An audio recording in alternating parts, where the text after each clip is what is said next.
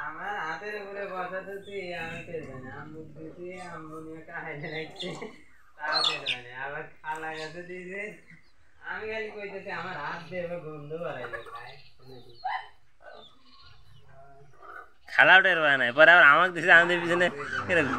খুব গন্ধ ওই কে রে